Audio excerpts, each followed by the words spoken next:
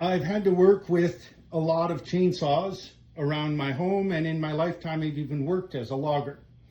There is a gas-powered one that's short that works for things that I need to do at home. I'm starting to use this Ego battery-powered one, which so far I'm impressed with.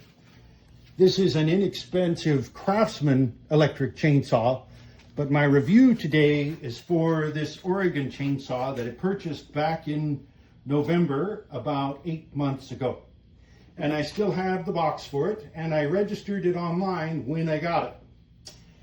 Okay, so most all chainsaws, right there in front, as you can see, they have something called bumper spikes or felling dogs. On this Ego electric battery chainsaw, it has them. And this one, it's so short that they didn't put the felling dogs there. But this Oregon chainsaw does have them right there. Now that is a normal thing, because when you're cutting, it's common to press up against the log and have the spikes dig in and give you a little extra leverage as you try to cut through. Okay, so one thing that was found just to be a fatal design flaw with this chainsaw is they stuck this dial right there at the edge.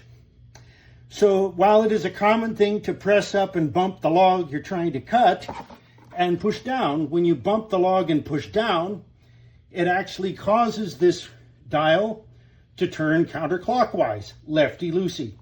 So it loosens the chain, and while you're cutting, zip, the chain is off the bar, and now you're going to stop and unplug and spend time lining up the chain in the track again, and you might have dulled the chain because it's not good to come off the bar.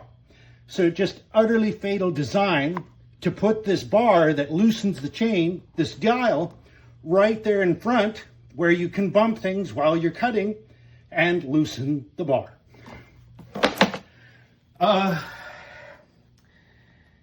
There's another fatal design flaw that I'm going to demonstrate.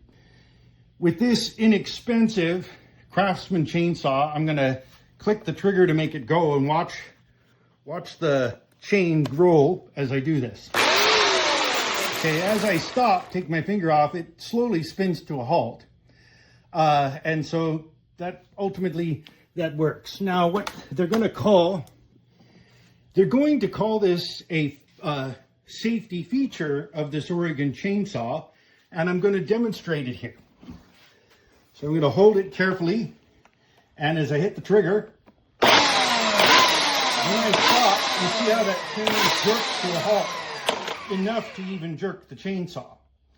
If you are cutting a log and you think, I'm just done with the cut, and it's still actually in contact with the wood, if you dare to take your finger off the trigger, that chain jerks to a halt like that, and they would call it a safety feature, but it makes it very prone to jerking right out of the track and right off the bar again. So as I tried to use this Oregon chainsaw, I had to spend so much time trying to keep that chain on the bar. It really cut the number of cuts down per day, like just terribly. I did better with cheaper electric chainsaws that didn't have that problem, having the dial right up front. It was a regular thing for this chain to pop right off the bar and have to stop and put it on again. The worst chainsaw I ever owned.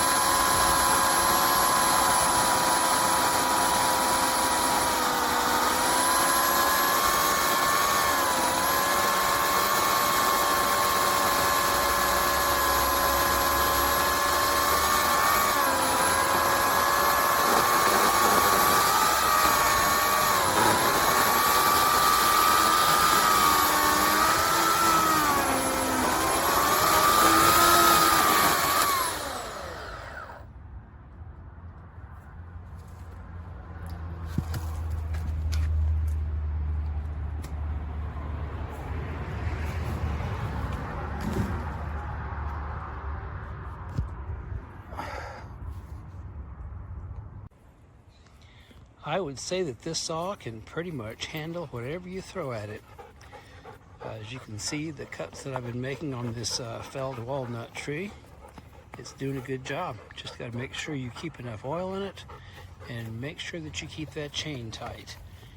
It does loosen up sometimes, but all you need to do is loosen that black knob and then tighten up the red one and tighten it back up. It's not difficult, it takes 2 seconds. Your blade gets a little dull, no problem. Just pull that red lever back for about 3 seconds and you're good to go.